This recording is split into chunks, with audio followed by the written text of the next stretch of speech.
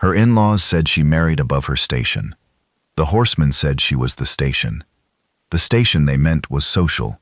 The station they meant was the distance between a judge's family and a washerwoman's daughter, which is a distance measured not in miles but in manners, and money, and the particular grammar of belonging that separates the people who are invited from the people who serve the invitations. And Greer Alston had been serving invitations her entire life, serving them at the hotel where she worked as a maid, serving them at the parties she cleaned up after, serving them in the form of clean laundry delivered to the houses of families who believed that the cleanliness of their shirts was a right and not a service, and the believing was the class, and the class was the station, and the station was the distance. She was 26 years old. She had grown up in the town of Kearney, Nebraska, the daughter of Bess Alston, who had washed laundry for the families of Kearney for 22 years, and who had done so with a competence and a dignity that the families acknowledged privately and ignored publicly, because acknowledging a washerwoman's competence publicly would have blurred the line between the station of the washerwoman and the station of the families she served. And the line must not be blurred, because the line is the structure, and the structure is the order, and the order is the thing that tells a judge's family they are better than a washerwoman's family, and the telling is comfortable, and comfortable things are defended. Greer had married Edwin Pratt. Edwin Pratt was the son of Judge Leland Pratt and Mrs. Harlow Pratt, and the son of a judge in Kearney, Nebraska, is a thing of consequence, and the consequence was social position and inherited land, and the particular confidence of a man who has never been told he cannot have something, because everything has always been available, and the availability is the inheritance, and the inheritance is the station. Edwin loved Greer. Edwin loved Greer because Greer was intelligent and direct and capable and beautiful, and because love does not consult station before it arrives.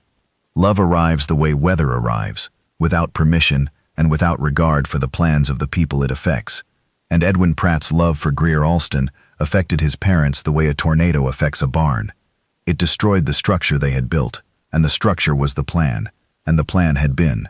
Edwin would marry the daughter of another judge or a banker or a landowner, a daughter of station, a daughter who knew which fork to use and which topics to avoid, and which families to invite, and which to exclude, and the knowing was the credential. And Greer Alston did not have the credential, because Greer Alston's mother washed the forks. They married in April. They married at the courthouse because the church required the judge's approval, and the judge did not approve, and the courthouse was sufficient because marriage requires a license and a witness and a willingness, and the willingness was mutual, and the license was legal, and the witness was the courthouse clerk, who wished them well, because courthouse clerks see every kind of marriage, and the kind that begins against opposition is the kind that lasts, because lasting is easier when the alternative has already been rejected. The wedding night was in a rented room above the hardware store, because the Pratt house was closed to them, and the hotel was owned by a friend of the judge, and the friend had suddenly found no vacancies. The no vacancies a lie, spoken with the particular smoothness of a lie that has been commissioned by a powerful person, and the smoothness was the sting, and the sting was the first of many, and the many were the price of marrying above your station, which is a price paid not by the person who marries up, but by both people, because the price is isolation, and isolation is shared by everyone inside it. They moved to a boarding house for 6 weeks, while Edwin arranged the Homestead claim. The 6 weeks were good weeks. Good in the way that early marriage is good when the marriage is opposed, because opposition gives a marriage a common enemy, and a common enemy gives a marriage purpose. And purpose in the first weeks of a marriage is a gift, because most marriages spend their first weeks looking for purpose, and Greer and Edwin's purpose was already clear. Survive the Pratts, survive the town, build something that belongs to both of them and not to the name or the station or the judge. Mrs. Harlow Pratt, Edwin's mother, spoke to Greer once after the wedding. She spoke in the parlor of the Pratt house, in the presence of the judge, and in the absence of Edwin, who had been sent to the barn on a pretense, so that the speaking could occur without his interference, because the speaking was the judgment, and the judgment was this: you have married above your station. You will always be a washerwoman's daughter. The ring does not change the station. The name does not change the station. You will carry the Pratt name, but the Pratt name will not carry you, because names are earned over generations, and you have not earned this name. You have borrowed it, and borrowed things are returned. Greer listened. She listened the way her mother had taught her to listen, with her face still and her hands still, and her spine straight, the spine of a woman who has been standing since she was 12, and who knows that standing is the answer to every attempt to make her kneel. And standing is what she did in Mrs. Harlow Pratt's parlor, while Mrs. Harlow Pratt explained the architecture of a world in which some people are above and some people are below, and the aboveness and belowness are permanent, and the permanence is the law. She left the parlor. She left the Pratt house. She and Edwin took a homestead claim 50 miles west of Kearney, on open rangeland where the grass was tall and the neighbors were distant, and the distance was the gift, because distance from the Pratt parlor was the only remedy for the Pratt parlor, and the remedy was effective, because you cannot hear someone tell you your station when the someone is 50 miles away and the wind is blowing. The homestead was hard. Hard in the way that all homesteads are hard. The building of a house from lumber hauled by wagon, the digging of a well, the breaking of sod that had never been broken, the particular exhaustion of making something from nothing, which is the definition of the frontier, and the definition of work, and the definition of every life that begins without the inheritance of station. Edwin worked, Greer worked. They worked together because together was the only way the work could be done, and the doing together was the marriage, because marriage is not a ceremony. Marriage is a shared project, and the project was the homestead, and the homestead was theirs. Then Edwin died. He died in February, in the second year of the homestead, of pneumonia that came fast and left nothing, 3 days of fever and coughing, and the particular swiftness of frontier death, which does not negotiate, and does not wait, and does not care about station or love or homestead claims. He died in the bed Greer had made, under the roof Edwin had built, in the house they had raised together from lumber and nails, and the mutual refusal to let the Pratt family's judgment be the last word. The burial was on the homestead, on the hill behind the house, where the wind comes from the west and the grass grows thick, and the view is the open range in every direction. The view that Edwin had loved because the view had no walls, and walls were the thing the Pratt house was made of. Walls of station, walls of expectation, walls of the particular prison that wealthy families build for their children and call inheritance. Greer dug the grave herself.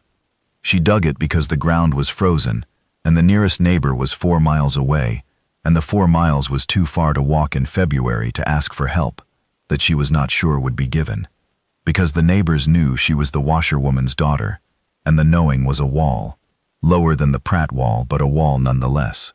She dug with a pickaxe and a shovel, and the particular fury of a woman who is burying the only person who had ever looked at her and seen something other than a station, and the fury was the fuel, and the fuel lasted until the grave was dug, and then the fuel was spent, and the spending left her standing in a field with a shovel and a grief so large it had no edges. She ran the homestead alone for 3 weeks. 3 weeks of feeding the stock and hauling water and mending what broke and cooking for 1 person instead of 2. The cooking for 1 the hardest adjustment, because cooking for 1 requires the same motions as cooking for 2, but the motions produce only half the purpose, and the having is the loneliness, and the loneliness is the specific weight of widowhood. The Pratts came after the funeral. They came not to grieve but to reclaim the name, the land, the homestead, the everything that they believed belonged to the Pratt family by right of station.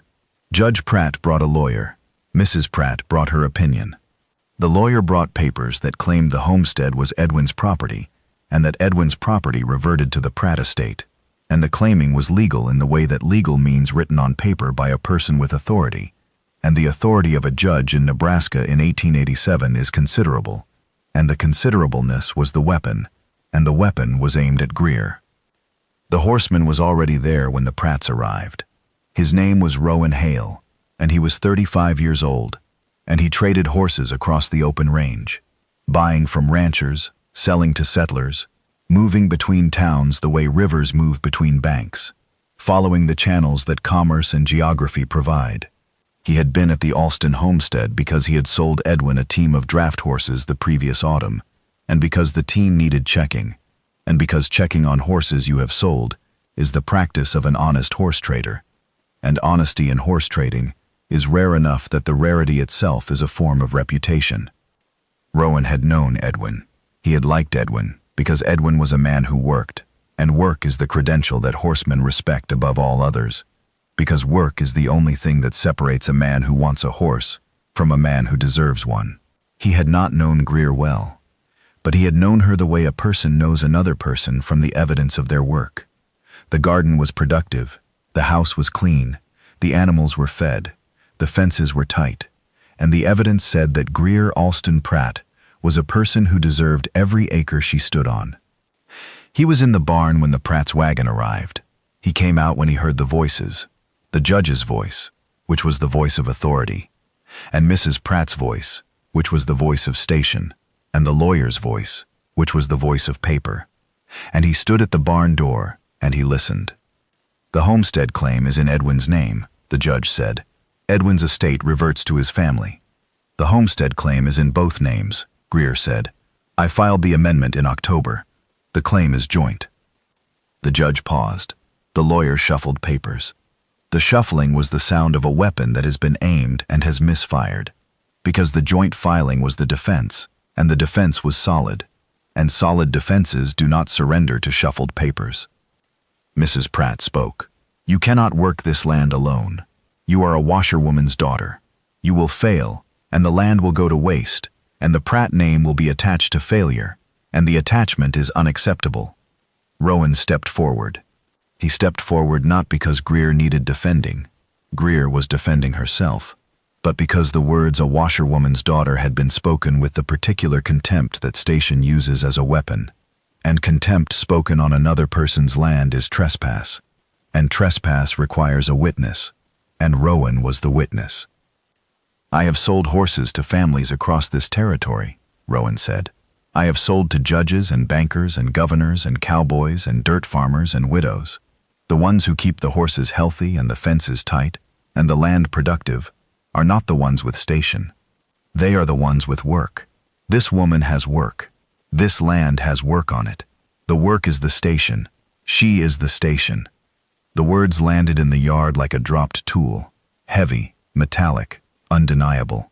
The sound of them was the sound of a truth that had been obvious to everyone, except the people whose station depended on the truth being hidden, because the truth that work is the station is a truth that invalidates the entire architecture of inherited position, and invalidation is the thing that judges and their wives cannot survive, because their survival depends on the architecture. The judge looked at Rowan. The judge looked at Greer. The judge looked at the homestead, the house, the barn, the fences, the garden, the evidence of 2 years of work done by 2 people and now by 1 person. And the 1 person was standing on the porch with her spine straight, the same spine her mother had straightened over 22 years of washing laundry for people who believed the washing was beneath them, and the straightening was the inheritance. And the inheritance was not station. The inheritance was steel. The Pratts left. They left because the joint filing was legal, and the law was clear, and the law did not ask about station. The law asked about names on paper, and Greer's name was on the paper, and the paper was the answer. Rowan stayed. He stayed to check the horses, which was the excuse, and he stayed to mend a fence rail that had come loose, which was the second excuse, and he stayed for coffee, which was no excuse at all, but which was the truth, because the truth was that Greer Alston Pratt, standing on her porch, telling a judge that the homestead was hers, was the most compelling thing Rowan Hale had seen in 35 years of traveling the open range. And compelling things deserve attention, and attention is the beginning of everything. He came back the next week to return a halter he had borrowed from the barn. The halter did not need returning. The halter was a reason, and the reason was insufficient, and the insufficiency was transparent, and the transparency was the honesty, because a man who shows up with a halter he does not need to return is a man who is admitting that the showing up is the point. And admitting is the first act of courtship. And courtship on the open range begins not with flowers or declarations, but with halters and fence rails, and the practical kindnesses that frontier people use as vocabulary. Because the vocabulary of the frontier is work, and work is the language of love, when love does not have time for other languages. The third visit was in April. He brought a foal, a bay filly, leggy and bright-eyed, the get of one of the draft horses he had sold Edwin. The filly was a gift, and the gift was not charity. The gift was a beginning, the beginning of a string, the beginning of a herd, the beginning of the thing that would make the homestead not just survivable but prosperous, and prosperity built by a washerwoman's daughter on land a judge tried to take is the best kind of prosperity, because the best kind is the kind that proves someone wrong. She poured 2 cups. They sat on the porch. The open range stretched around them in every direction, the grass moving in the wind like water, the horizon a circle with no walls and no parlors and no stations, just the land and the sky and the work was the station, and the station was hers.